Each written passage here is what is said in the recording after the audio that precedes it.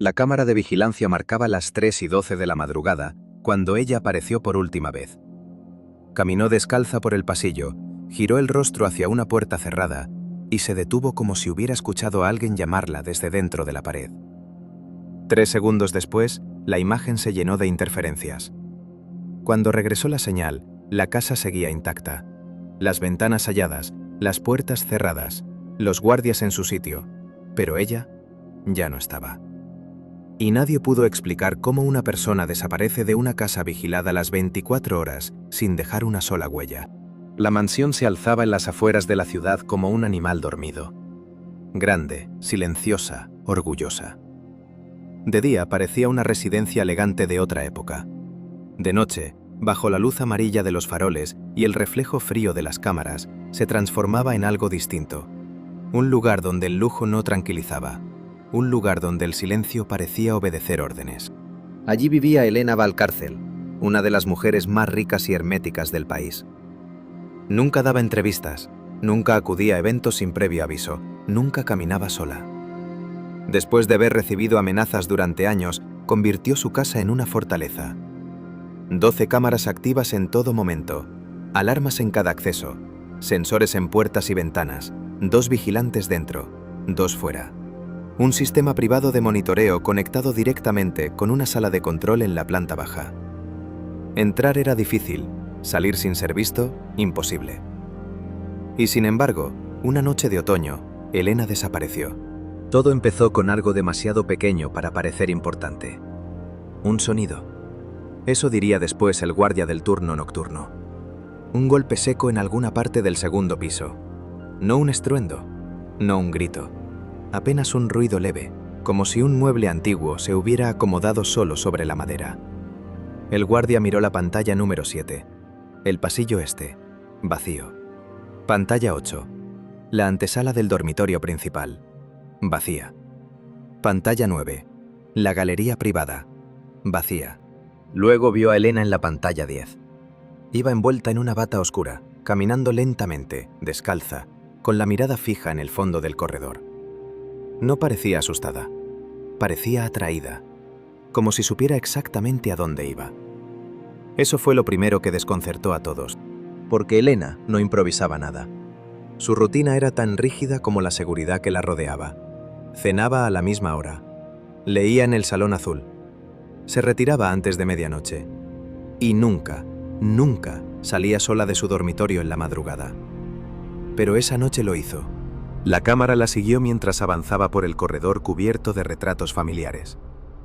Pasó frente a la biblioteca cerrada, frente a la escalera de servicio, frente a la vitrina donde guardaba relojes detenidos desde hacía décadas.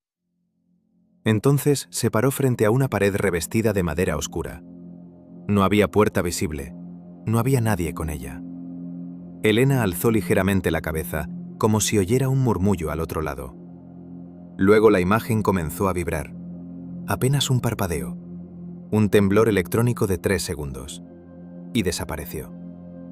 No cayó al suelo, no retrocedió, no salió de cuadro. Simplemente dejó de estar allí. Cuando la señal regresó, el pasillo seguía vacío. Exactamente igual. Las luces encendidas, los cuadros inmóviles, la alfombra intacta. El guardia pensó primero en un fallo técnico. Llamó al segundo vigilante, subieron corriendo. Revisaron cada puerta, cada habitación. El dormitorio de Elena estaba vacío, la cama deshecha, la lámpara encendida. El baño, vacío. El vestidor, vacío. La terraza, cerrada por dentro. Entonces activaron el protocolo de cierre total. Nadie entra, nadie sale. Las puertas principales se bloquearon. Las cámaras exteriores fueron revisadas en tiempo real. Los guardias juraron que no vieron a nadie abandonar la propiedad. Ninguna ventana había sido forzada, ninguna alarma se activó. Ningún sensor registró movimiento fuera de los corredores habituales. La policía llegó 27 minutos después. Para entonces la casa ya parecía contener la respiración. Los agentes inspeccionaron la propiedad hasta el amanecer. Revisaron sótanos, techos, chimeneas, depósitos, jardines, cisternas. Llevaron perros, iluminaron los muros, midieron ventanas. Contaron los pasos entre una cámara y otra. Y cuanto más observaban, más insoportable se volvía la misma idea. No había manera humana de salir de allí sin ser visto. La desaparición no tardó en hacerse pública. Los canales repetían una y otra vez la última secuencia de Elena en el pasillo. Los periódicos hablaban de secuestro, de fuga planeada, de traición interna. Pero cada teoría se rompía al tocar la misma pared. La casa estaba sellada, vigilada, cerrada desde dentro. Y Elena se había esfumado. Los primeros interrogatorios no ayudaron. El personal llevaba años trabajando para ella. La cocinera no salió de su cuarto de servicio. La asistenta había terminado antes de las 11. Los 2 guardias mantuvieron sus posiciones. El técnico de cámaras aseguró que el sistema no mostraba señales de sabotaje externo. Pero entonces apareció un detalle mínimo. En la grabación, justo antes de la interferencia, Elena no estaba mirando al frente, estaba mirando ligeramente hacia la derecha, hacia un panel de madera tallada que decoraba el pasillo. Un adorno antiguo, pesado, importado de una residencia aristocrática de finales del siglo XIX. Llevaba años allí. Nadie le había prestado verdadera atención, hasta ese momento. Los investigadores golpearon la madera. Sonaba distinta en una sección concreta, más hueca, más delgada. Retiraron el marco con cuidado y encontraron algo inesperado. Una ranura oculta, casi invisible, integrada en la pared como si hubiera sido diseñada para no ser descubierta jamás. Detrás del panel había una puerta, estrecha, antiguísima, sin pomo exterior. No figuraba en los planos recientes de la mansión. El hallazgo electrizó el caso. De pronto, la desaparición imposible parecía tener una grieta, una salida secreta, un pasaje, un escondite. Pero cuando abrieron la puerta, la esperanza se convirtió en una sensación mucho peor. No era un pasaje de escape, era un corredor angosto de piedra, sin ventilación, cubierto de polvo viejo, que descendía hacia el corazón de la casa como si perteneciera a una construcción anterior. No conducía al exterior, no conectaba con el jardín, no llegaba a la calle, solo llevaba más adentro. Los agentes avanzaron con linternas. El aire era más frío, más denso. Las paredes estaban cubiertas por marcas verticales, como si alguien hubiera arrastrado muebles o uñas décadas atrás. El pasillo desembocaba en una habitación circular enterrada entre los cimientos. Allí no había ventanas, ni muebles, ni salida visible.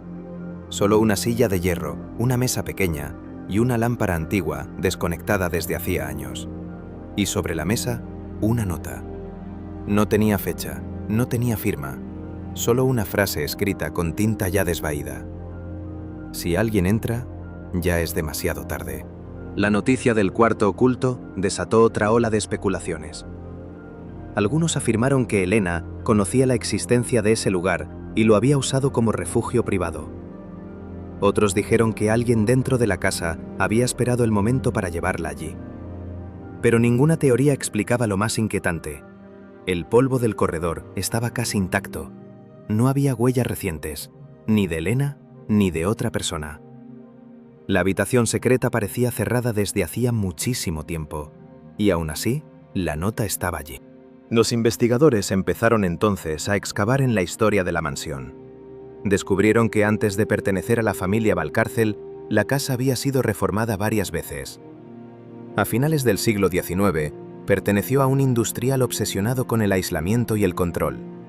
Un hombre que, según cartas familiares, había ordenado construir espacios de silencio dentro de la vivienda. Habitaciones invisibles, habitaciones sin registro oficial, lugares pensados no para esconder tesoros, sino personas. Uno de esos documentos hablaba de una hija enferma. Otra carta insinuaba encierros. Otra mencionaba voces en los muros. Nada era concluyente, todo era fragmentario. Pero el retrato que emergía era inquietante. La casa no siempre había sido una fortaleza para protegerse del exterior. En algún momento, había sido una máquina diseñada para contener algo en su interior. Y ahí fue cuando el caso cambió otra vez. Porque un especialista forense revisó con mayor detalle la última grabación.